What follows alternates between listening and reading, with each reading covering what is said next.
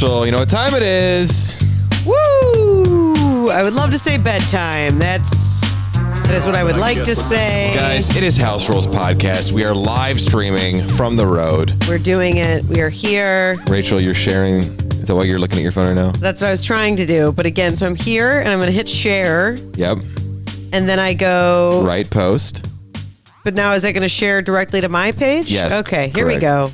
We are live. This is, we're very tech savvy here at House Rules Podcast, as you guys can see. Guys, we are live. If the set decor looks a little bit different this week, it's because we are on the road. We are here in Battle Creek, Michigan, the home of Rachel's grandmother. The busing metropolis. Did a little family road trip. As it were. How's it been, Rach? What do you think? The road trip or the world? Where are we at? Can you give me a little bit more slack here with this guy? Oh, yeah. All right. How's your mic situation? I dig it. I actually kind of like this little, this couch kind of feels like a little cocoon situation. A little cocoon? Yeah, I'm digging it. It's kind of cocoon-esque. I'm digging it. So what's been going on? A lot in the world, I feel like. So much in the world. Well, let's see. If you are coming back to this sometime in the future, today is Monday, June 8th, and the past week and a half has probably been the most stressful, emotionally jarring, uplifting, and heartbreaking in my entire life. I don't know about you, but I feel like it's a pretty accurate way to describe. Well, yeah, and we've lived through 9/11. This is way more intense to me than 9/11. Now, to be fair, we were children. We were really little during 9/11. Why do you always say that? I was 15 years old. That's not very little. I mean, sure, my concept of what the impact was different than had I been experiencing it as a 34-year-old. Yeah. But I think it's also why everything that has gone on over the last week and a half and everything that I have learned and recommitting myself to this practice of anti-racism and Black Lives Matter and really, like decolonizing my Instagram feed. So I'm like learning and like seeing more voices. And I mean, all of these things, I feel like... I'm not being condescending. Honestly, is that what it's called? Decolonizing your Instagram? Or yeah. Decolonizing your media? Well, to decolonize means to, is simply to do that. Wouldn't to diversify make... Sure, that's another term, yeah. Yeah. Anyway. But so with choosing to follow all of these different voices and be taking all this in. And the most bizarre part about all of it to me is that so much of it is like, and so much of the activism and protesting and like outpouring of love and support has literally taken place a mile away from our house. And we are so far away. I know. I am... the lack of sounding selfish, I hope it doesn't mean selfish, but I am a little bit bummed we're not there to be part of it. Like I was thinking about that because I almost posted something like that. I was like, gosh, like having a lot of FOMO. And then I was like, no, stop, because this shouldn't even be happening. Yeah. So it shouldn't it shouldn't, sorry, let me finish. It shouldn't be an experience that I'm like watching and being like, ooh, I want to be a part. Like, I know our intention is more of like in solidarity. We want to be there, like boots on the ground, supporting, but we shouldn't even in 2020 be having to march in the street to be like, hey, stop killing Black people. Like Black Lives Matter, like not a thing we should be doing in 2020. Yeah, I think the main difference between this and, I mean, there's many differences, but the two major events in our lifetime are this and 9/11, right? To me, the key difference is everything about 9/11 was external. Someone from far away attacked us. We are all Americans and we will band together to protect our homeland from an outside threat. It's much more complicated when it's an inside problem and the debate becomes, what do you do about it? Yeah.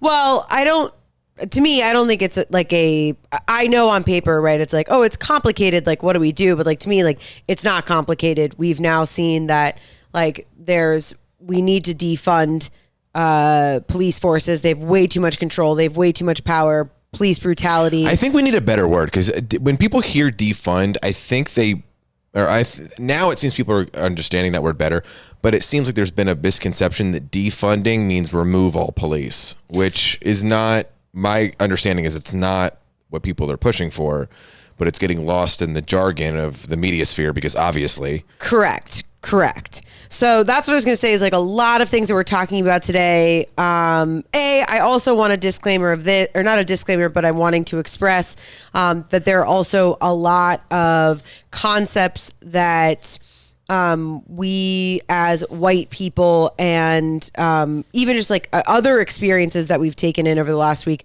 we are still learning and continuing to educate ourselves. And that's been the most interesting thing for me this week is I had to remind myself multiple times because I felt like I was like cramming, trying to take in all this information. Yep. Not even just about like what it really means to be an ally and what like a commitment to anti-racism means. Like I grew up with a very liberal mom. Like she would take me on personal field trips to like, that MLK Center downtown and did the best I think she could, even as a white woman, to teach me about equal rights and the civil rights movement and all that. And like, I've always lived in liberal cities. So I very naively had this thought of like, yeah, I know what's going on. Like I'm there. Like how could you not be informed like, because you've been exposed? Like, exactly. Right. And then it was that humbling thing that I think, white people have been called to do or non-black people have been called to do, which is sit, listen, amplify black voices around you. And if this is really work that you're committed to doing, know that this is a ongoing, like I heard somebody say, it is like a practice. Right. And that's what specifically is a practice? Meaning like the act of anti-racism is not a thing, like it's not like a badge you get to wear. There's no like end to it. It's a literal daily commitment to learning, to integrating, to taking action, to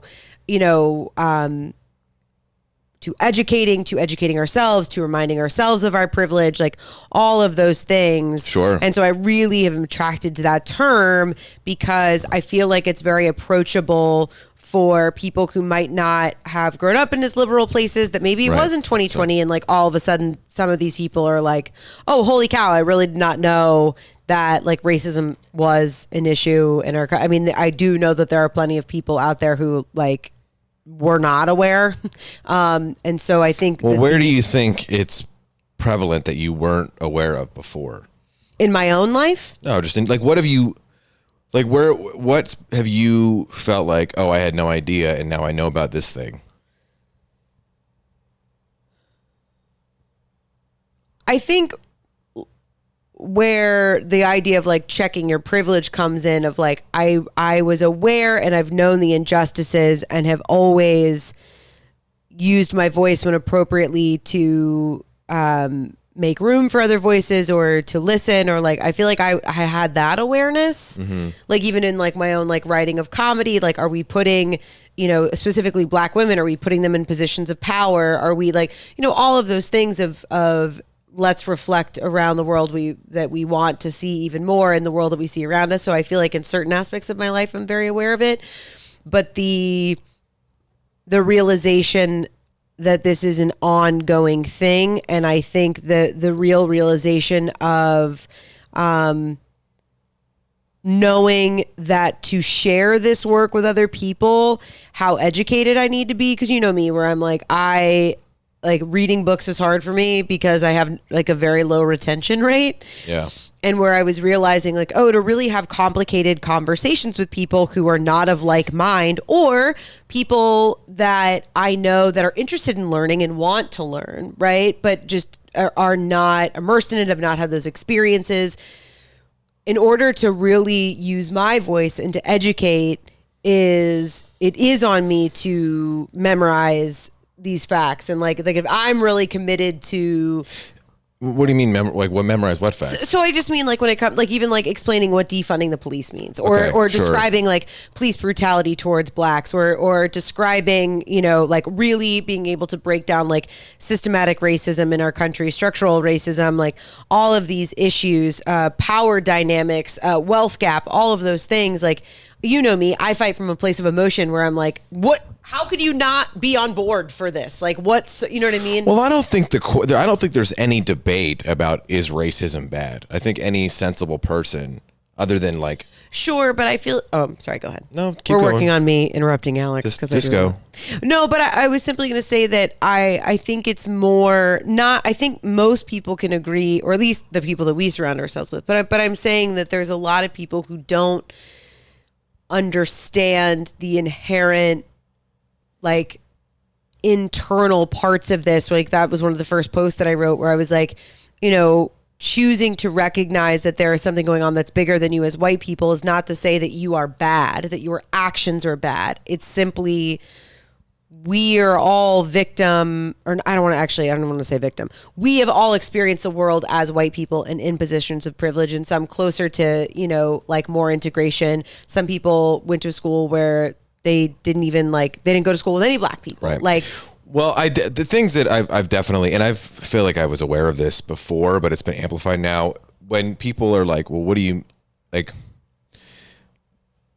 what examples exist of where a white privilege thing occurs that you would inherently not even realize? Like, if you are in a situation where your ethnicity is always the one that you're around and you don't have to, like, you never have to leave like, you can go through your life and always be around people that look like you, or that you see them reflected in mainstream media like that, I'm very conscious of. I think some people, I don't think there's a debate amongst rational people about racism. You know what I mean? Like, I don't think anyone would ever argue, no, racism is good. Like that, unless they're like an actual white supremacist. Sure. Okay. Because I hear a lot of people, how is there a debate about racism? There isn't a debate about racism itself.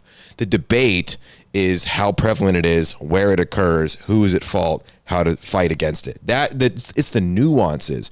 And I think that's why there's so much like headbutting and people like kind of pointing at each other being like, you're not listening, you're in an echo chamber, because I think I'm pretty open-minded and liberal-minded with these things. And I think that everyone could serve better to take a moment, check your ego, and try and imagine your life in someone else's position, where they came from. You'd probably have a better understanding of what people's fears, concerns, and needs are. But I think that's because I've been really trying, because I hear that a lot. Like, how is there any debate about this? I'm curious. Yeah, what is the debate? And I've been trying to I try to consume as much media from right and left as possible. And I think that is where the disconnect is there is a debate. I'm not even picking a side. I'm just saying you could argue, well, they're wrong because they're ignorant or whatever. But that is what it comes down to. And I think the best way to move forward is to figure out what are the discrepancies and how do you educate people on them in a way that they can contextualize and apply to their life.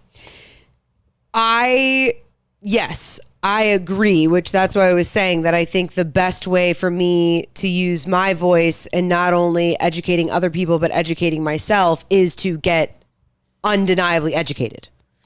And that takes, that's like a lot of the black women. So you're saying instead of being like racism is wrong to being like, here's an example of something that I didn't even know about. Well, but also of being like, again, like people in the same, right? Like stand up works because we don't just tell stories of somebody else, right? You tell a story that is like you first, right? And then you start from you and then you go from like micro to macro, right? And I feel like it has to be, is everything okay? Yeah, I was just checking to see if anybody was writing comments. Oh, what's up, JoJo? Thank you, Joey, for tuning in. Yeah, if you guys are watching, by the way, write a comment and let us know your thoughts. I know normally we do segments and things of that nature. Oh, yeah, I'm sorry. We just jumped right in. We didn't even say, like, how is anybody? But if you have any thoughts, if you're watching, let us know. Yeah, no, I was just checking here to make sure. I'm trying to jump back and forth between it on the different pages to see who's commenting and things like that. But yeah, you guys, if you are, if you've just stumbled upon us, welcome. If you've been here a couple times, you know that we are here every Monday live streaming, 8:30 Eastern, 5:30 Pacific. I think we got so caught up in like just getting into the meat of today that we didn't even introduce ourselves or any of that stuff. But what's up, Amanda? Thank you for tuning in. Trudy, how are you? Hey, Amanda. We do have, if you're listening to the audio later, by the way, what's up, Ricky? Yeah, everybody go check out Ricky Rants. My friend Ricky has his own podcast. YouTube show he just started called Ricky Rants. You can look it up. Anyway, so yeah, I'm going to be jumping back and forth between answering comments and stuff and talking to Rach about this thing. But does that make sense? Listen, I would never even attempt. Well, I wanted to finish. We went into an intro and then we were jumping all over the place. So this has been an intense week for America. This is the globe. Actually, it's been global. Well, that's what I was going to say. So I kind of like wrote down like a couple of things that I definitely wanted to hit. Because the amount that it's like America has been in this pressure cooker over the last, I mean, certainly this entire time of experiencing COVID and it was like coronavirus, then COVID-19, and then what are the, mask, no mask, when are we like sheltering in placing, when like there has been so much exterior stress, but I also feel like, again, it was in the way that I identify it of like this divine intervention of like this time that most people had available to really be able to take in and see this Black Lives Matter movement and see police brutality and see that we have a broken system in so many ways. And that we also have all of these amazing voices and amazing people who want to do the work and are doing the work. And, I think it's been ultimately like an incredibly beautiful, incredibly moving thing. But it has certainly been like, it was the first time and I've been hesitant of like, a lot of the Black voices, some of which are very good friends of mine, some of which I'm being introduced to their voice for the first time, and a lot of it is like right now is not our time to like hear white people's guilt or don't ask your Black friends to educate you, and all of this work is all of this work and all of this information has been out there forever, about like institutionalized racism and what does that mean, and our prisons being, overloaded and, with young Black men and all of these things. I mean, so much information and so many real things. And so I would never mean to say that I have any idea what it would be like to have that experience. Like one of the things that rang so true to me this week was like what a privilege it is to learn about institutionalized racism instead of living it. Yeah. But it was like the amount of like, oh my gosh, I don't even know if I can get out of bed. Like it just felt like it just kept coming. Yeah. That I was like, if that is any sort of window into what that daily fight is like, I was like, dude, I'm on board to help in any way that I can. Yeah. So I think, listen, obviously there are race problems in this country and I don't think we should downplay them, but I think this movement really is more about power dynamics, just highlighting how powerless most Americans are across the board in terms of like our massive wealth divide, and how so many people don't have an option. It's just our system is so broken that there's really like there's very little most people can do day to day to really get to that like top level of where like the most rich and powerful are, and their rate of how much more they have than the rest of us is accelerating at an exponential rate that no one. I mean, the fact that like Amazon and Facebook have accrued so much money during this time perfectly highlights that.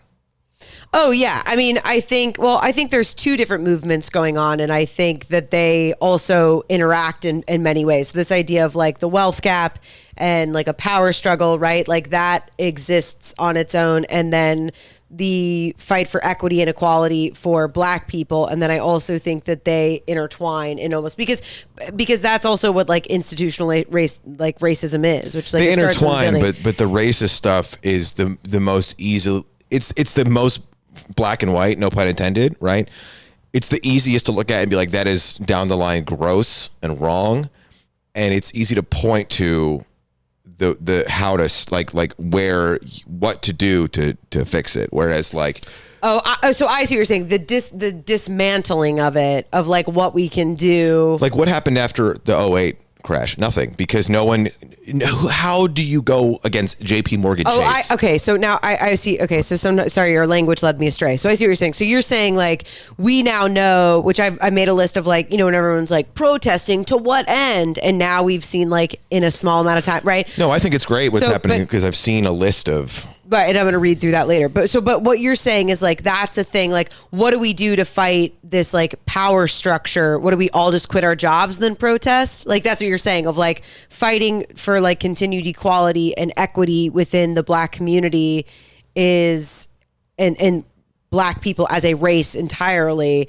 That is something that we can all continue to do. But like as far as like how do we go after Bezos? Like we're streaming right now on like Facebook. What's up, Zuckerberg? You know what I mean? Like, well, because there's basically monopolies and duopolies. I mean, the police are a monopoly on, crime, law enforcement. I don't know what the answer against that is. And I'm not. Well, defunding is a huge first sure. part. I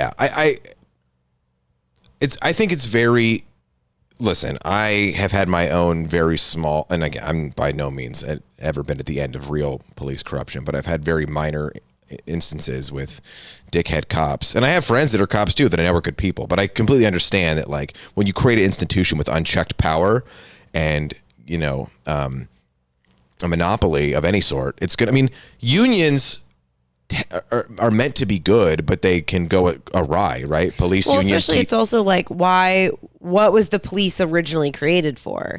And a lot of it in the South was originally created in order to create criminals. I'm sure that's true, but well, first of all, hold on. I'm sure. Okay, I was like, it is true. But hold on, stop. I'm sure that's true, but there also have been law enforcement. Like law enforcement didn't exist only to catch slaves. Like law enforcement is a thing that has existed in society for all of time. Okay, right. But I'm also saying a lot of where we're seeing this intertwine of police brutality towards Blacks up to where to 2020 was because in the South. I understand that, but to simplify it down to being that's not what I'm simplifying okay. it. I'm simply letting you know that's a major aspect of it, and I'm very well educated on it. So I'm just saying that like.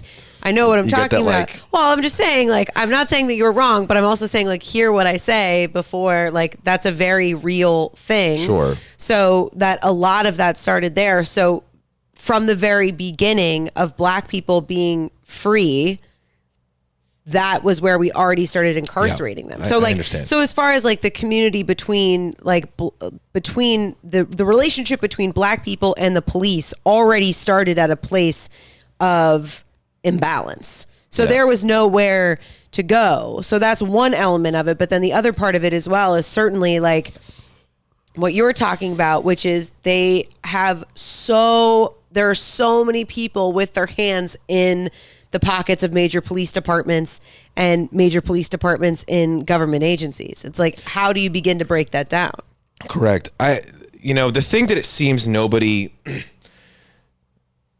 wants to discuss, because it's like, shut up on that point. It's like, it's not ultimately beneficial to push.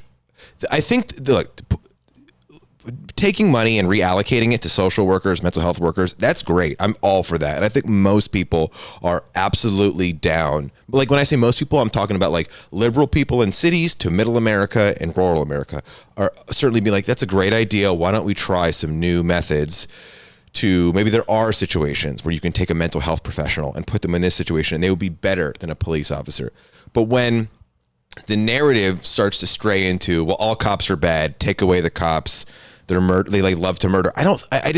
Listen, I've never been a person of color, obviously, so I don't know this from experience, but I don't think that narrative is, one, I don't think it's true that like you just say cops are all bad. That doesn't make sense to me. And I think that to allow that to kind of become the language takes away from the good of being like, yeah, we should create situations where that officer in Minneapolis was able to have infraction after infraction and not be taken off the force. Like that is what the focus should be on, not like burn it all down because the system is awful. Right. But again, this is when I go into, if you have not grown up around a situation where all you have seen, I mean, you have to remember that people don't make statements like, I mean, this is streaming live, so I'm hesitant to cuss, but like people don't make statements that are like, fuck the police if they were doing really good things in their community. Like that response doesn't come out of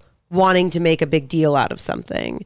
So that is a very valid thing to many people in our country. And I hear what you're saying, that we also do need some sort of like, it shouldn't be mental health people that are pulling people over that are going too fast on the highway, right? Like we need police for certain things. We certainly need them for certain things. But I also always go back to a lot of the reason why certain aspects of crime exist to begin with is because of a lack of security and well-being, and like all of these things where you talk about, okay, how do we begin to build equity in different, like in like Black communities specifically, or Black and brown communities, right? Mm-hmm. And it's like making sure that from kindergarten, a Black kindergartner has the exact same, like they're standing from the same starting point as, a kid in a different neighborhood that is a white kid, right? So like if we're already creating well-being from the bottom, we're doing that in tandem with correctly defunding the police so that we are creating a society that is about people's well-being and safety and not about criminalization and profit margins. That's ultimately where we see a payoff, and we create a society that is higher functioning, less violence. Like there's a lot to it, but it's also like, how do you get people that only get their news from Fox News to hear like they run defund the police, and it's like, oh, liberals now wanting to take cops off the street. Like, can you sleep but at night? There's plenty of liberals that also refuse to listen to conservative news. Sure. Too. I'm not saying, I mean, again, what do I always say?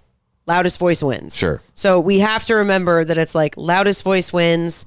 And, it's, what is it, like, 90% of tweets are done by 10% of the accounts. Like, well, this is what I was saying before of like my earlier point with like the financial crisis and nothing happened. Right. Because when you really boil it down, like when you really, really, really boil it down, what like the loudest voices in the, like to generalize, the liberal side of things, the left side of things, they want to have like the control of where the culture goes, legit, like, and I'm fine with basically everything on that agenda. I don't have any personal stake in it. Whereas it seems like the people who are more right-leaning, who control things, their main priority is, exponential growth of capitalism. So it's like there's, to me, like there's no way that these, like Bank of America actually cares about Black Lives Matter.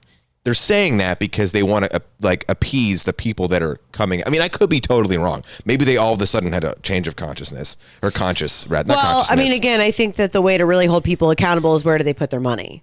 Because now it was also there was certainly that of like, within, which was called performative allyship. So if you're new to learning these words, so performative means that there's no real action being taken. So you're not either like donating time or money or resources to Black Lives Matter. You are not in whatever capacity that is. There's plenty of other places to donate your money outside of that, but there's so many different things. So that's if you're just kind of like touting this thing on the internet so that you are presenting yourself in a certain light when really that's not where your action lies, right? Yeah. So that is certainly a thing that we've seen of like suddenly, all of these companies overnight and their statements, right? So it is that of like, how do I don't think they're genuine. I think they're appeased. I might be a pessimist here or skeptical, but I think, well, I could also be naive. I mean, the timing is very convenient. Well, yeah, but that's why I say you have to look at where have these people put their money, because if they've put their money in opposition of, or it's like, how many like Black people do they have like working within their company? How many like Black, like what are like within like higher up management? I mean, it's like that is the way that you look and see where people's true energy or intention lies, I think, because anybody can, make an ad. And I will say this. One thing I'm absolutely confident saying is that this shows that just end the lockdown. At this point, there's no way we're supposed to go. But I don't care who you are, anyone who's like, oh, well, listen, I know that we protested to end police brutality and racism. But now that let's go back into lockdown until they figure out COVID. Like, dude, shut the fuck up. Like, shut the fuck up. If people were actually worried about Los Angeles burning down, if all of a sudden they were like, oh, by the way, like, thanks for being out in the street, but like, we're like closing the markets down. There's no way. But that has been a narrative that's being pushed that like, it's absolutely too risky to go out because of COVID, except if you're protesting. This is a real thing that a health guideline put out. It said that the new guidelines are gatherings of groups of 12, except for protesting, try to keep it in groups of 100. I'm not making this up. It was on, I forget what news outlet, I'll find it. But so that's the kind of stuff I see. And I'm like, what episode of Black Mirror are we living in right now? Because that is insane. Well, yeah, I mean, you can't tell me that COVID's going to kill grandma, but protesting won't. What do you mean? Like everybody was saying, like, remember when the debate was like, well, if you're sick, stay inside, but everybody else go out. They're like, no, it's too risky because it could still end up getting the grandma. And then we got over it because I'm not taking away from the value of the protest. I think it's great. I mean, this is wonderful. Like in the beginning, there was a lot of looting and rioting, and then at least in LA, it kind of stopped. And now it's been like tens of thousands of people marching peacefully, and there's no chaos. From what I see from our friends' posts, there's no chaos anymore, at least in LA, But you can't advocate that that's great, but then also say, well, only for this issue should we go out and protest. Everything else is too dangerous to be outside, so everybody go back inside until we like cure COVID. It's just, I just can't take that seriously. Yeah, but I mean, who is saying that? Like, I kind of feel like you're getting like a little riled up over something that like nobody's really saying. Well, there's just that one thing like tick you off, because I don't feel like. No, it's like a real. Again, I maybe to a fault. I consume too much news media on. But again, have you ever heard something so true? Well, perhaps you're ill-informed. Perhaps you're uninformed. Perhaps I'm misinformed. But either way, at the least, I'm keeping a pulse on the narrative that the voices in the media sphere are pushing. Across the board. That's why I consume liberal Certainly. and I mean, conservative listen, news. it is a little difficult of like, hey, the restaurant's opening. We want you to come back and bartend, but also you can only have like 4 patrons at the bar at a time. And I'm like, wait a minute, that doesn't make any sense. So like, you want me to go to work? I can't make any money. But then like all of my friends and colleagues and coworkers were like, 20,000 people in the street. Like, that's what I mean. No, I know. I'm not in disagreement with you. I'm simply saying I don't know who's going against what you're saying. So I was just saying, I feel like you were having a very strong reaction to like nobody was really saying you couldn't do that. Okay. But yeah, so that was one thing I wanted to talk about, where I was like, this idea that originally I was like, like this weird case of FOMO about not being in, because we left Los Angeles because we didn't want to be in a place where everybody was on top of each other for COVID. And then we came to Atlanta, and then the protests started, and it was like more and more of my friends, out there and like delivering, these like powerful speeches and walking and mobilizing and community and coming together. And it was just this powerful moment. And in my head, so I had to balance it of like, I don't want to be like, I have FOMO, because again, it's 2020. We should not be marching the street to be like, hey, Black Lives Matter, and like maybe like let's like actually hold police accountable and like not have this happen anymore. Like we shouldn't be doing that in 2020, period. But the fact that we are, it did, I had this fire within me that I was really probably just because I felt powerless in Atlanta. I mean, that probably was more of what it was, of like, I feel like I can't, I felt like I couldn't help. And so I didn't know, like, Well, I think you and I just inherently approach situations in life from a little bit of a different standpoints, or like things like this that just are such like hot issues, right? Like and I'm not saying either one of us is doing it better than the other, but I feel like you tend to look at things and in your heart, you feel, well, I know in my like core, this is wrong, this is right. So it has to be the case. Like there's like your moral compass that you just like feel in your heart is like, that's it. And I'm a bit more of a relativist, I suppose, perhaps to a fault. So I'm like, okay, let me try and check for a moment what I feel like internally is right or wrong. let me try and look at what facts I can consume. And again, it's hard because everything can be skewed these days in one way or another. But just try and take that in and use that as a foundation to make up my mind. Sure, but I don't feel like I have to I don't need facts or figures to know that I feel like I'm more than happy to march in the street and say that Black Lives Matter. But I don't think anyone is debating. Or anyway, yeah, we're gonna go in circles if we talk about this. But again. right, but I need you audibly to say that you support Black Lives Matter, because right now the way that you're making it sound makes it sound like you are not in support of what's happening. Why do you think that? Because that's as I said earlier, your language was making me weary, because I was like, wait a minute, that's not what I have heard you say before. When have I ever said I don't care about the well-being of black people? No, I know. That's why I was saying at first I was confused when you were talking about power structures and what do you do? And then I was like, oh, now I understand what you were saying.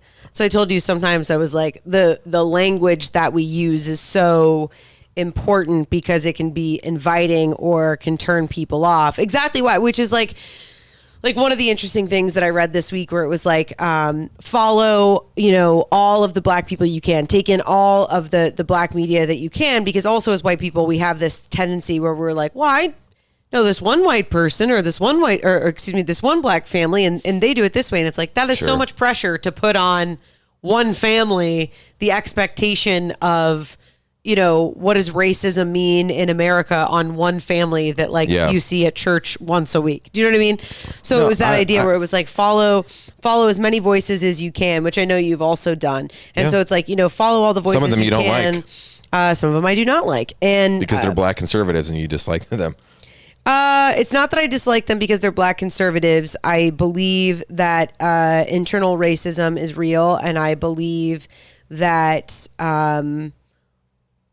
in the same way that I believe that internal misogyny exists. And I think that it is very heartbreaking that somebody who has had the experience of a black person in America, and they, in my viewing of it, would rather put themselves first to be in a position of martyrdom or a position of money. Well, I think that's a bit presumptuous. Rather than that's what I said. I feel like I've chosen my words very wisely of saying that is the way that I view it. Sure. That rather than using their voice and their position of power to say no more, absolutely not, never again.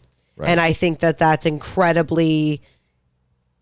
I mean, the fact that everybody isn't saying that, first of all, it's people are dying in the street. I think you're misconstruing it. No one is arguing that racism is not real. The nuances of where it pervades, how the best methods to combat it are where the discussion is. Sure. I, again, just don't... I think that... Because by that statement... Anyway, we could talk. We're already almost 40 minutes in, and this is the only thing we've discussed. So yeah, but that's it. That's a major thing all week long. This is what has been going on in the news. Well, so I guess just for me, I don't think it's healthy to assume anyone's narrative. I agree with that, including assuming that they must have had. And I'm by no way whatsoever. I want to be very clear. I by no way ever would dismiss when someone shares that they feel like they've been oppressed in any context. I would never dismiss that. I'm simply saying I think to assume that must apply to everyone of that ethnic background is a bit unfair and not allowing them to have individual thought and experience. You can certainly approach it with hey, based on what I've learned about the world, this probably could be true, but I would learn if it's an option, take in your narrative first, process that, and then versus I heard this from a lot of people, so it has to be the case for you specifically. Does that make sense? Sure, but yeah, so that's where you and I diverge. Okay. So I guess because I feel so libertarian, I fixate the most on individual liberties in all contexts. Yes, but that's not a bad thing. I'm not saying it is a bad thing, but what I want to continue to encourage you on is our language has power. I understand and that. when I think that there is nothing wrong with saying people are allowed their individual liberties, but I also think specifically when it comes to Black Lives Matter, and I know that you're not in opposition. I'm very clear on all of that. We would not be in this position if that were the case. But that, yes, it angers me to hear people like Candace Owens say things in opposition of an entire race of people, and I feel like she is in a position where she could uplift people. Well, Candace Owens is a Black conservative. People don't know, by the way. And also, she has said things that I've heard. I'm like, that is absurd. Like that's a ridiculous thing. I'm simply saying there are people, and again, all I'm saying is for me. And again, I fully accept that this perhaps is a point of privilege that I'm allowed to do this, but I prefer to look at any group of people and hear as many different types of voices from that group as possible to get what I think is an accurate pulse on the conversation versus what is popular in the mainstream media sphere. I think there is its own danger in that. Yes, and I agree with you, which is why I said I do agree with you on that point, which is to say, again, where one of the things I have taken so many screenshots on my phone this week and taken in so much information, so many like beautiful, things that people have had to say, and, so many Black men and women that have chosen to take the time to educate, and which is so amazing that anybody has any energy to take care of anybody outside of themselves right now. But one of the things that was what was said, I read that to you, where it was like, it's important to read all these different voices, especially as white people, whether you have been in the racism stance for a long time, whether you're just becoming aware of what privilege as a white person means, or, all of these different aspects. It's a major, major thing. And it's not about being wrong or right. And that's why I go back to this idea of like, this is a practice. This is a daily thing of creating not only well-being within what it means to be white and within the white community, and also within the Black community, and creating a better well-being for everyone, because everyone is human and everybody deserves that. So with that being said, was simply going back to your point, where it was when white people are like, what are we supposed to say? What are we not supposed to say? We're scared. We have no idea. Like, what do we, because we want to support, but we don't want to say the wrong things, right? So again, what I was saying before is like, that's fine. So don't say anything necessarily. Judge less, listen more, treat people as individuals, and just have a conversation with, just go out of your way to try and learn from someone that maybe you wouldn't have learned from prior. Yeah. And then just take it at that, and then hear what they have to say. I don't think it's that hard, but the one thing we are in agreement on. Wait, can I just finish one more thing on that? But that was what she was saying, is there are going to be Black voices that something they say totally resonates with you. There's going to be Black voices that challenge you, and it feels like they're challenging your existence. There's going to be like, there is not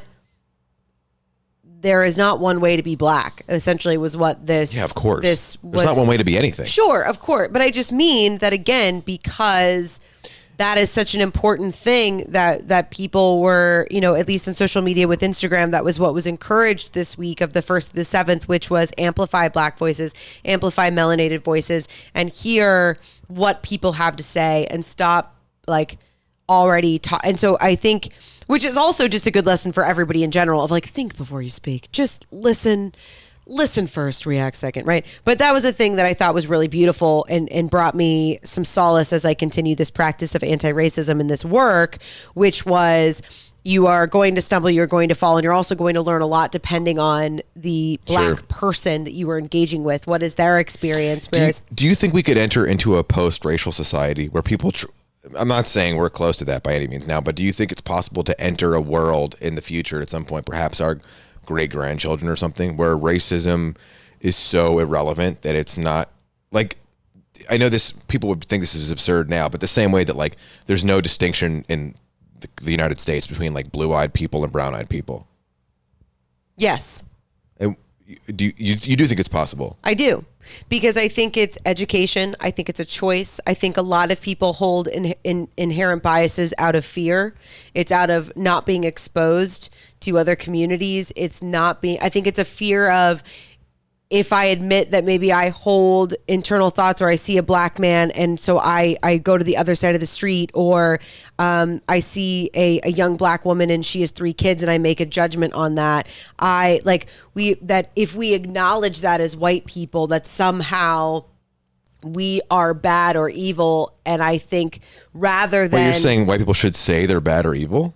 No, I said I think that people are scared to acknowledge the racism or inherent racism that they have. So all of these things are images, right? It's the same thing of like rape culture. This is ingrained in our what I'm akinning it to rape culture is simply where it's like these are images and like locker room speech and all of these things that are microaggressions, right? Which is a term that came out not that long ago and everybody rolled their eyes about.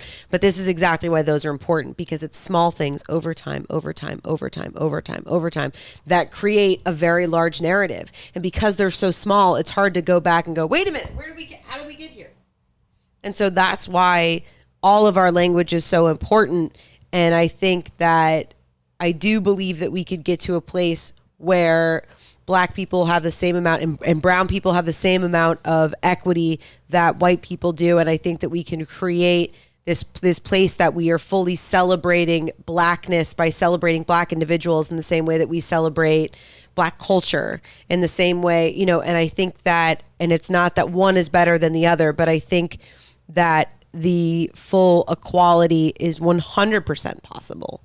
I think. So what would get us there?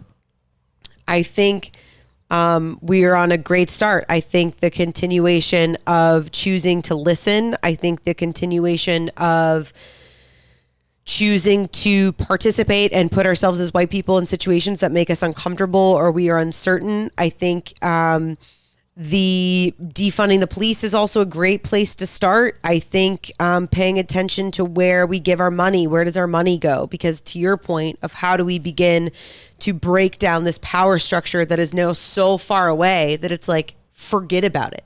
No, you or I, no matter bootstrings or otherwise, we're not getting to Bezos. You know what I mean? You mean bootstraps? What did I say? Bootstrings. That's very bizarre. I'm very tired. Yeah. Well, no, again, I just think that they're two separate issues that happen to partially overlap. Oh, totally. But I'm not discrediting that. I was simply saying that I do think that there are all the ways in which we allocate money and funds into schools, I will go and saying this live, we do not value education in this country.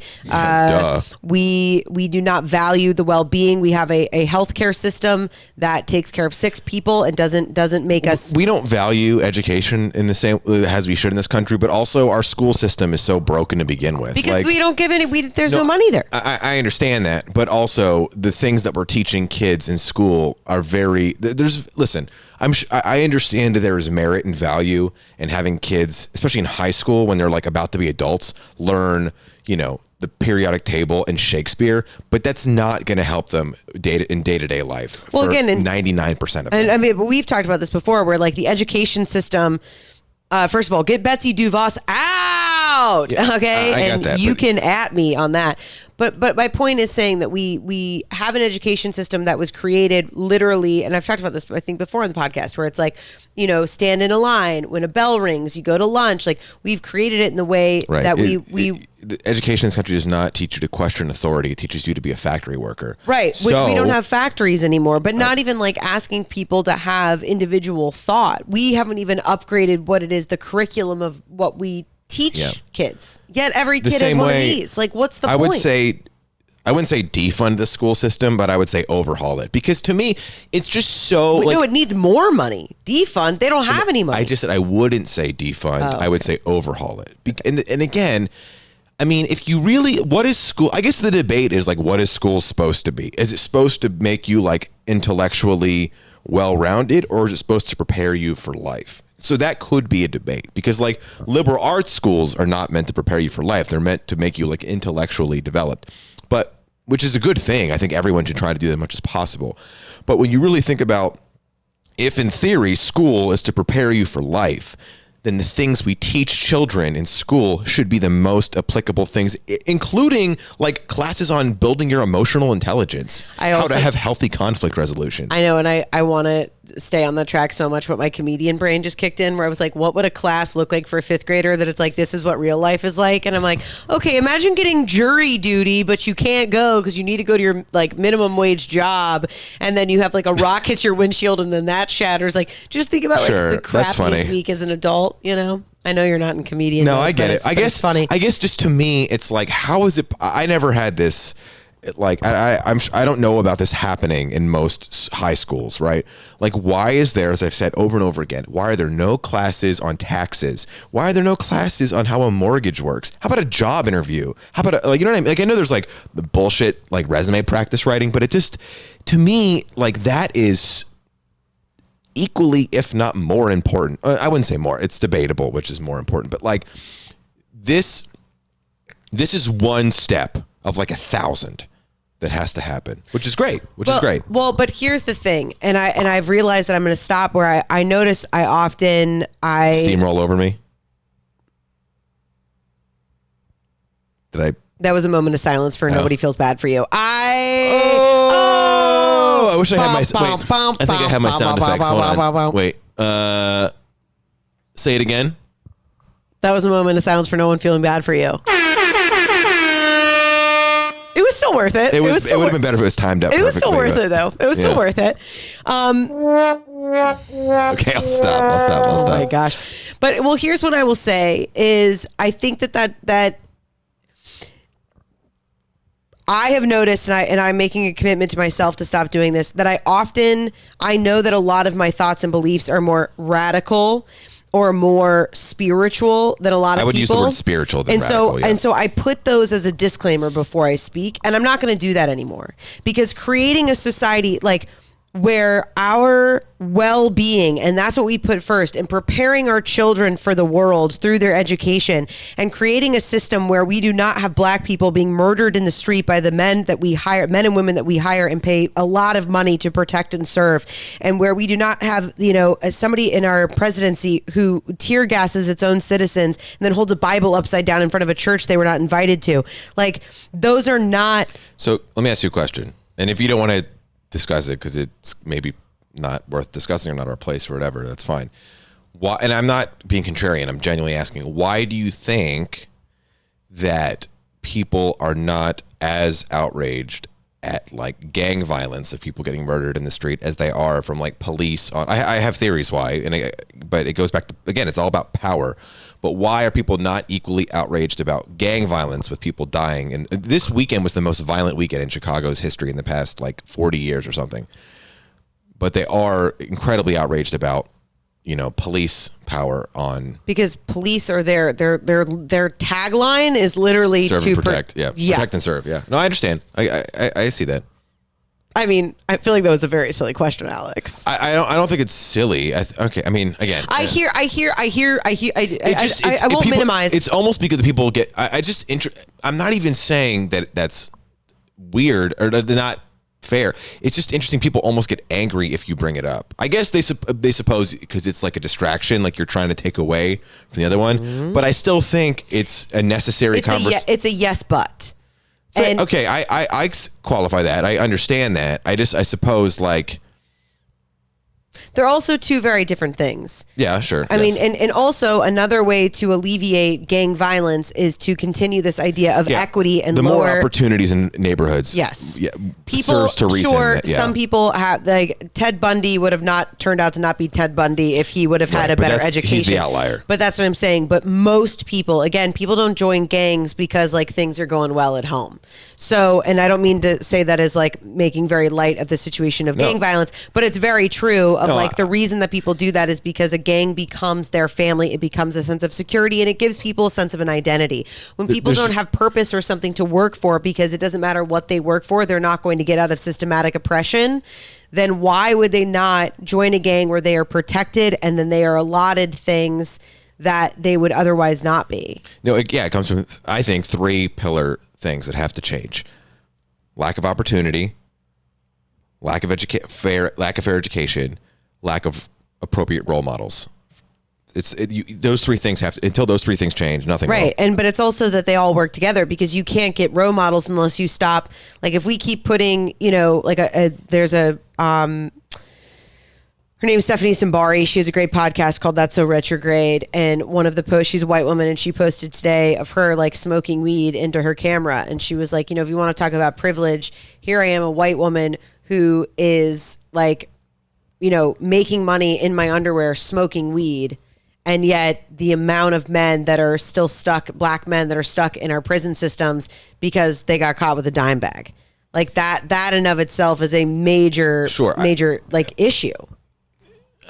Yes, that is an element. I also think if it was poor people of other ethnicities, they would also be in trouble. Like, I don't think I think it's lack of being able to get a good defense attorney who can get you a better defense in court because you don't have the money.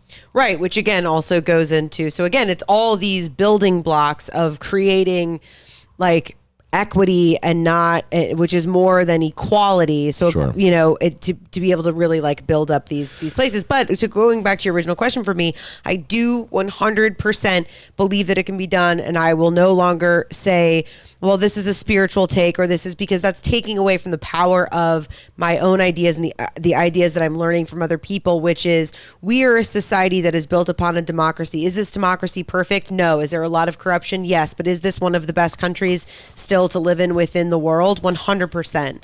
And I think that if we choose to... Yeah, but there's coming a time where you're not supposed to say that. Many people get angry if you say that. Well, I'm not intimidated by that notion. I think that it is totally fair to say we still live in one of the best countries in the world, regardless of who is in power right now and what our country looks like. But I think that 20,000 people marching in the street in Los Angeles is proof to show that this country is, we are not lazy. We are not like, we are smart. We are resilient, and we want to create a world that is equal for everybody and provides like love and support and well-being for everybody. And I'm no longer going to be quiet and just like be like, oh, I don't want my other friends like to think I'm too hippie or this or that. It's like, we literally have built a society around, we vote for these people, they put these things in action. Like when it's like, well, how are we going to change that? What do you mean, how do we change that? We write the laws.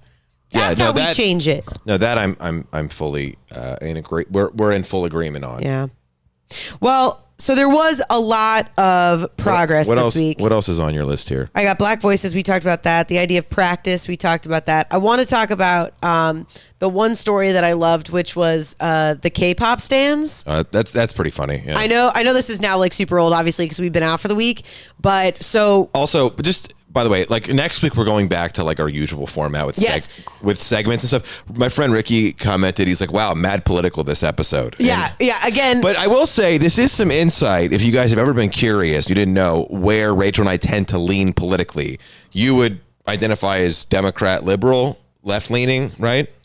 I'm honestly still figuring it out, but yes, certainly. I definitely have, I'm very socially liberal. But there's a lot of it now, the more that I learn, that I don't know if I'm ready to give myself a title, because I don't know if, okay, fair. But you're definitely, I'm certainly not a Republican or conservative by any stretch of the imagination. You're moving farther and farther left as time goes on. Well, I think I've always been, I mean, my political views, and when I say political, I literally mean the way I look at the world. I think politics become like, who are you voting for? Or where do you put your money? Like, there's a lot of other things, but I think specifically, like, my heart has always been, like you said, I lead with my heart. I lead with emotion. I lead with what is the well-being for myself and others.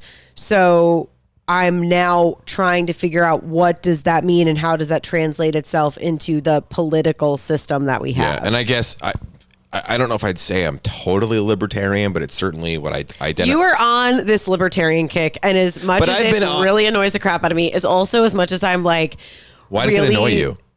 Because you're just so like in it right now, and like giving you the space as my partner, my future husband and father of my children, to like respect you. And like, I love, like, again, you are so well like read, and you do like read all these things, and like super well educated, and some of your views are not quite where I would like them to be yet. Sure. Well, to me, but I know that in the same way I can't ask other people, where I always say, well, you can't judge them, you haven't been in their experience. I also know that your experience as a white man in this world is different than what my experience has been. So our walks in this journey are going to be at different places, and I have to give you the space to have those for me, thoughts and feelings. Yeah, for me, I guess, like you say, you lead with emotion, right? Mm-hmm. Emotions are very powerful.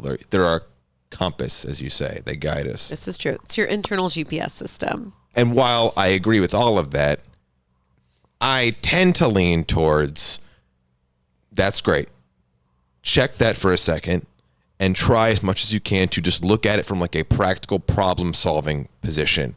What seems to be the most practical, fairest, most fair, thank you. the most practical, the most fair, the most logical way to go about resolving this problem and making it as successful as possible. And sometimes there is an overlap between how I feel emotionally and how I feel practically. And maybe I'm wrong. Maybe I do have the privilege to see the world that way. I acknowledge that could be the case. But for me, at least at this moment in time, that is how. Well, I'm going to correct you. That is why, because you have that privilege. And there's nothing wrong with that. Okay. But that is certainly, and again, where we talk about this, and we've been talking about it a lot in our own home, of like white privilege simply means that one of the things that you struggle with is not because of the color of your skin. So that's not to say, and that's just more of like a teaching tool.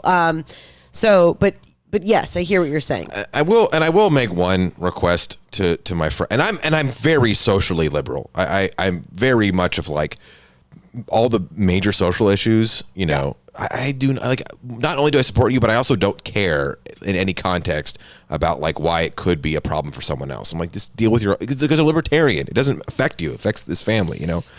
Or I'm libertarian leaning. You're not allowed to run on a libertarian. Like right now, like if you have any inkling that that's what you want to run for president sometime as a libertarian, like you need to tell me now before we get married, hold on. Because I am not prepared to be the first lady libertarian. Okay. I would because there's a lot of weirdos in the libertarian movement, like the actual movement. But that's what I mean. Hold on, you're stop. a secret weirdo. You are such a secret weirdo. And you're not? I mean, yeah, but like... You're not. You put crystals on the balcony to charge from the sun. Are you kidding me? I haven't done that because the moonlight doesn't quite hit our balcony, anyway, so chill out. But... Two things. First of all, I would never want, at least at this point in my life, I don't think I would ever want to run for like serious political office because I do think that it's just a gross, corrupt system I don't want to be a part of. Sure. But on a local level, I would love to be involved in like my town's politics because, again, I am very big on community, and I truly believe... And these are lessons that I will say I've been very privileged to have a family that has taught me these things. If you get involved at a local level and just help people in your community, you get back so much. Yeah. And that's something that I really fear is getting lost on our generation in a lot of ways. People don't value that the same way because social media is so me. And I'm guilty of it too. I fall into those holes. But I wish that there was more like attitude towards like be part of your community locally, like do more. What? No, I agree with you. Social media is definitely me, but I also, again, and I know this is just a week, and I know that there's a lot been a movement of like, don't let this be a trend this week. Don't let, like there's so much more than just this week of like posting your black square or whatever. Like these are real people's lives. This is not a trend. But I will. Yeah, I fully am aware of. And I know where your heart and your head's at. But what I'm saying is that also. The idea, I feel like I've really seen a lot of people coming together for community, and I feel like right now, yes, I think it's great. But don't lose sight of the fact that because you're part of this massive movement, you could ignore like the day-to-day local things that you can do. Certainly, but what I'm saying is like primarily, I think that we've seen how much of that does exist. But also like through all the discussions that Alex and I have had recently, I'm like, guys, if all of a sudden we just like buy a ranch in Montana and just do this from there, and like we get involved with local like politics, I am heavily. I think Colorado is the state I most align with, to be honest, based on what? Why you say that? I didn't even say anything yet. Well, again, I joke about how there's just so many things. I think for me, what I hate more than anything are hypocrites and double standards. Yes. And that I think is the root of which is why when things like the horrible thing that happened to George Floyd and Breonna Taylor, in addition to like people losing their lives so senselessly, is that this double standard of unchecked power that was able to run amok, and there's no like that's the part that. Well, you hate injustice in that way. I would rather let 100 guilty people walk free than one innocent person go to jail 10 times out of 10. Yeah, you know what I mean? It's just because when you allow that, all of society falls apart. Everything then what is our country? You know. What? Why you make that face? I agree, and then it's like land of the free, but home of the incarcerated, or something. Wow, that's powerful. Wow, yeah. Sometimes you channel these things, Getlin, and I don't know What do you where, like, because I do probably not give you enough credit. It's on record. Everybody heard it. Can you put that in your vows to me? We're getting married in November, guys. You're not invited, but we might live stream it. But, you know, yeah. So it's like, oh, are we stuck over there? But yeah, I certainly sometimes you channel and you come through and you say things that are so spiritual for being the lack of that. But okay, so or did you finish what you wanted to say on that? I wanted to read through. I first just wanted to give a huge shout out to, so I don't know how much you guys kept up with the news this last week, if you were listening, if you weren't listening, if you had to take mental health day, where you were at. But obviously there was like huge support for Black Lives Matter and a lot of things that were going on specifically on Instagram, right? So totally different social media platform. But there first was the whole thing where it was Blackout Tuesday, everybody posted black squares, right? And then there was a lot that happened because people originally were posting hashtag Black Lives Matter, but that was the reverse because then there was no representation of black culture or black people. So then they were like, change it to hashtag Blackout Tuesday. Well, then K-pop stans came out to support and flooded the hashtag, like hashtag White Lives Matter and hashtag All Lives Matter with like just insulary K-pop posts. And that is the funniest thing to me. Like, what a way to just like also I had no idea how popular K-pop is globally. Like, I assumed in Korea it would be, obviously. Wait, did you never watch the Explained episode on K-pop? No, admittedly I was like, who cares about K-pop, and I skipped it. So dude, K-pop stans came out. They did. Yeah, I guess the first time I realized how popular it might be is that I guess you'd call her my cousin, Milana. She's a cousin of my sister-in-law, and she's Brazilian. Yeah, and she's like 15. Yeah, she's this 15-year-old little cute Brazilian girl, obsessed with K-pop, and she doesn't speak a word of Korean, like barely speaks any English, all Portuguese. And I was like, oh wow, this is really. Anyway, well, we're at an hour and 7 minutes. I know we're not on a time limit here, but what else did you want to get into? So I just wanted to read through, again, there was a lot of major change that came from all of the protesting this week, all of the donations, all of the awareness on social media.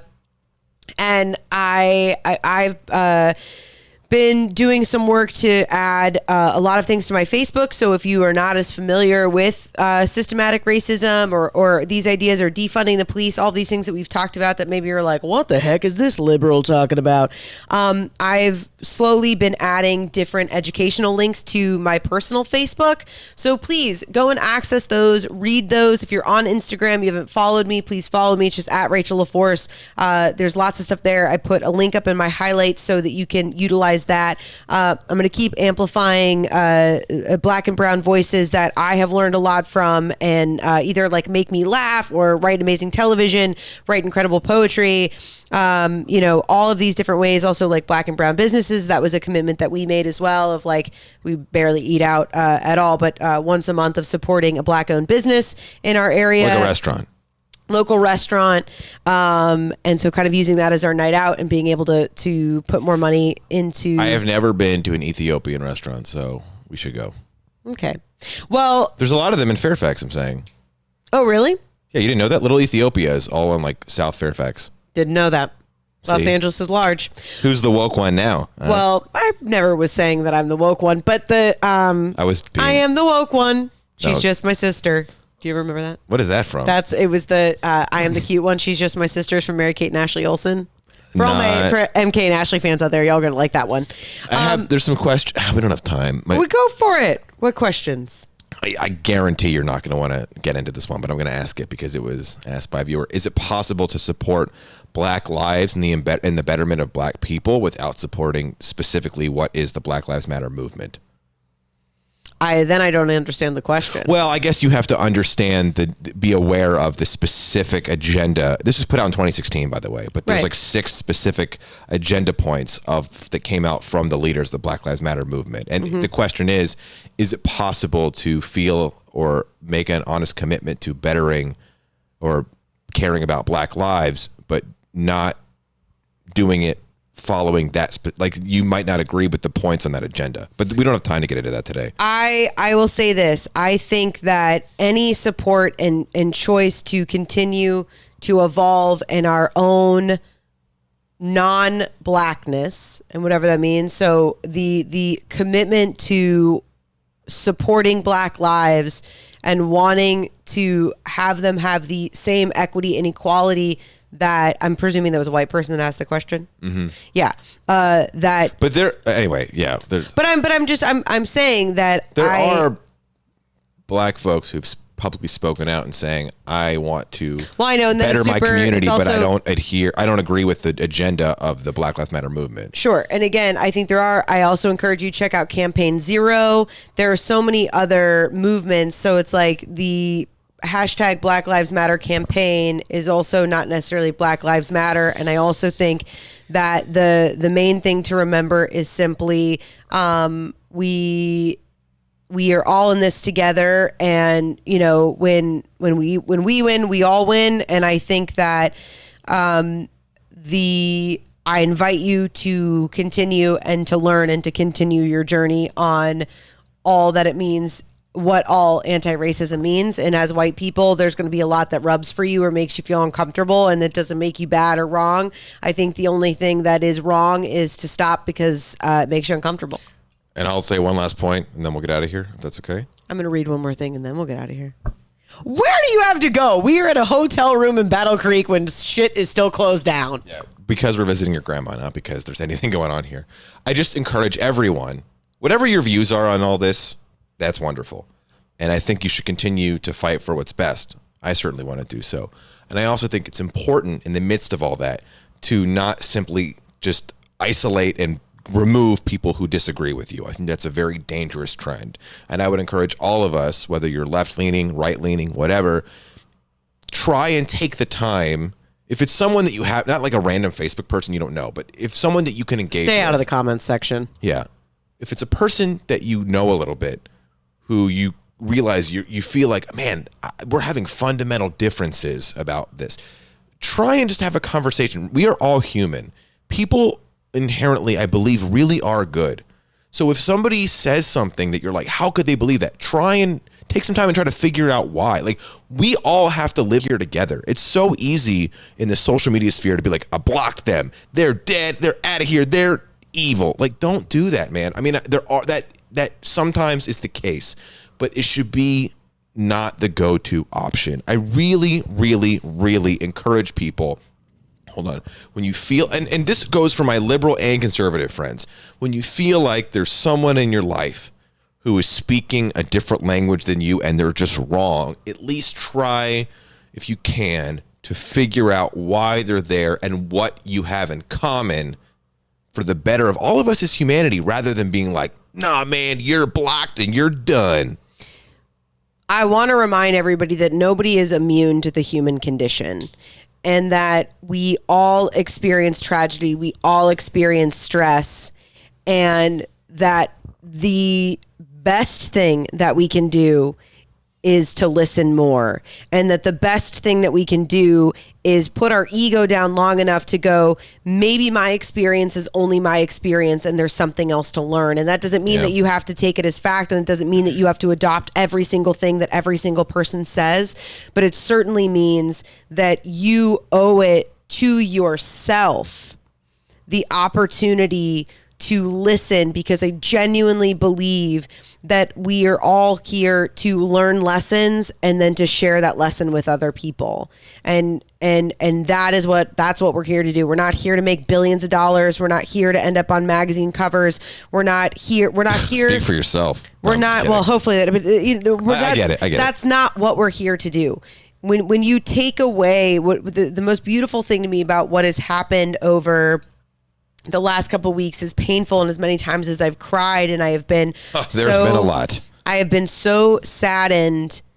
The number one thing that I remember is that we are incredibly resilient, and everything that is around us is literally just built up of this, society of like that. None of this is real. The only thing that is real is like our connections, our relationships, our interactions, and our language. And that's so powerful. Yeah. And why seek out making an enemy when you can make a friend? And that's just how I feel. Well, on that, I'm going to read one. Oh, you want to read one thing really quick. So this is from the ACLU. Don't at me. But this was, in this idea of like defunding the police, we will slowly kind of put up some things on our house rules on the Skewed Orbit page as well, kind of breaking some of these things down. But this is in regards to police. Just to give you an idea, this idea of defunding the police is also not saying all police are bad. This is also just that we have cops in a lot of places that they are frankly not equipped to be. So 1.7 million students are in schools with cops, but no counselors. 3 million students are in schools with cops, but no nurses. 6 million students are in schools with cops, but no school psychologists. 10 million students are in schools with cops, but no social workers. We are experiencing people taking to the street to fight for equality. We are seeing, the apex of the opiate crisis. We are seeing more reality television than we can keep up with. We are seeing so much distraction over and over and over because people just want to check out. And so much of these things start from when, kids are so small, and we need to have counselors in schools. We need to have like social workers there. We need to have, so kids that unfortunately come from homes that they don't have that security at home, have a place where they have it. And we need to do better. We're smarter and we can do better. I will lead. Also, Bank of America has cut ties with detention centers and private prisons, which is a major thing. So if you keep up with like the private prisons, I also encourage you to watch Kids for Cash. It's a great documentary about the private prison systems. So that was a big thing that came out. Also, I know that was it Mayor Garcetti that was like, we're going to give $100 million out of the budget. Yeah. So Mayor of LA, he's taking $150 million, I think. Which was like a huge thing, and everybody was like, "Oh, see, protesting works." It does, and we're thankful for the $100 million. But also, the police budget was $3 billion. $3 billion. So 150 mil. That's like, it's like, yeah, here's like some little scrappies for you. So keep fighting the good fight. So really quick, when we say what has protesting accomplished, here are just a couple of things that have happened over the week, and then we will get out of here. Within 10 days of sustained protest, Minneapolis bans the use of chokeholds. Minneapolis also has pledged to dismantle their police force as well. So like in schools and kind of all those same things. So they're really taking the lead on that. What is that? They're going to have a city with no police? No, so it's the same thing of like defunding the police and what that means. So they're going to reallocate where police go versus other, and it's also the pledge. So they have not done it yet, but that is their pledging, and that is their I wonder if you could make a force that only deals with like property crime, and then one that only deals with like domestic disturbance. You 100% can. Yeah. And that's what we should do. We have niche. Do you know how many like niche things there are now? Like you can go to like a matcha tea shop, but they only have this shop, and then you can go to this thing. Like, yeah, it is sort of odd to. Well, I guess the problem is when you call 911, there has to be a system when you call 911. Yeah, I can see the International Space Station from my phone when I'm going to the bathroom. 911 can figure out how to dispatch to a couple of different services. Yeah. We just need a better system of first responders. Yes, that's what all of this is about. I know when people hear dismantle the police, that's a very scary thing to hear. But people just imagine the purge. Certainly. And also I know after with depending on where you get your news, if you're only seeing looting and fires and all of these things, and then you're hearing dismantle the police, you're probably like, what is happening? Right. Why it's so important that lately in LA, at least, it's been completely peaceful protesting. Right. Or from what I've seen. It's 100%. I mean, they're like, if there has been destruction, it's very small. Yeah. I mean, they're like day in and day out. We've had friends like marching and like live streaming and all of that. It's been incredibly peaceful. Also, charges have been upgraded against Officer Chauvin and his accomplices that are arrested. So that was the officer who had his knee on or who murdered Floyd. Dallas adopts a duty to intervene rule that requires officers to stop other cops who are engaged in inappropriate use of force. New Jersey. How was that not a thing? I don't know, but this is what I said to you earlier when everybody's had this thing of like, but not all cops, which is totally true. I still agree. I still defend that very strongly. Well, but let me finish because you didn't even know what I was going to say yet, I'm sorry. partner. Yes. But I was going to say, I'm also like, wait a minute. Where are all, and I've dated a cop. I know, and I know that's not like I have a black Humble friend. brag. But no, but I'm saying that like, yes, we can all point to somebody that we know that works in law enforcement that is a wonderful, wonderful human being. And I think a lot of people do get into it to protect and to serve because that is their purpose, is to make people feel safe. And the fact that people have desecrated the honor and the integrity that it takes to put yourself in a line of fire and say, I want to protect my community is a beautiful thing. And the fact that people have desecrated that makes me angry. Let me say this, I feel like I'm on a timer, is simply also that like, where are all of those good cops? And like, if it was me and somebody was doing my job and making me look like an asshole, you better believe I would go and grab my other friends and go, we're not doing this. Well, that's how I feel at most open mics. Okay, well, that is funny, and I hope other comedians heard that because that is funny. I cannot tell you the number of times I've been at some show and some asshole with like, listen, this is a tangent and kind of inside baseball, but like stand-up comedy is not your place to work out your therapy, okay? Like you need to go to therapy, get through your problems, control your substance abuse, and then come back to comedy. It's not your way to nurse through pain. And I know, I just want to. Anyway, sorry. We just know so many broken people who are up there with a mic, and it's like this. Not yet. Fix yourself, and then come back. Not yet. All right. New Jersey's Attorney General said the state will update its use of force guidelines for the first time in 2 decades. In Maryland, a bipartisan work group of state lawmakers announced a police reform work groups. That's what we were talking about. Los Angeles City Council introduces motion to reduce LAPD's $1.8 billion operating budget. And this list goes on. And so I realize I'm going to post this in the comments because otherwise we're going to stop. Like I saw that list too. It's like 100 things. So that's the point. The list is so long of the positive outcomes that have come over people, protesting and putting their bodies out there in the midst of COVID and putting on a mask and going out there and cheering on and supporting Black lives and supporting their fellow man and women. And I think that is phenomenal because this list is so long that I can't even read it.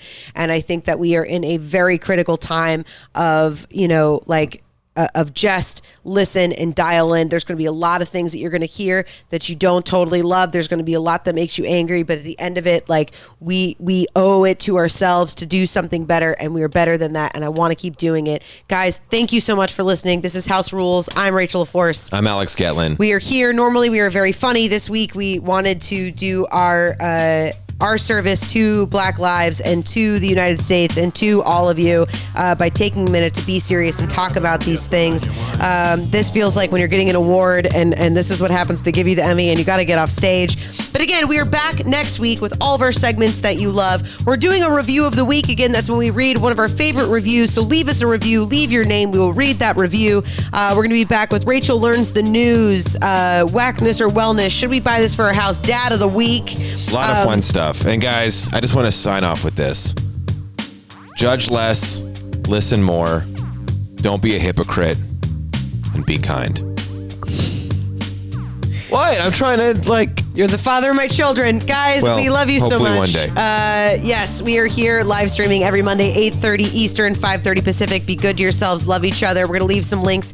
Donate some money if you are in the position to get involved in your local government. And let's change some shit, shall we? See you next week. Bye, guys.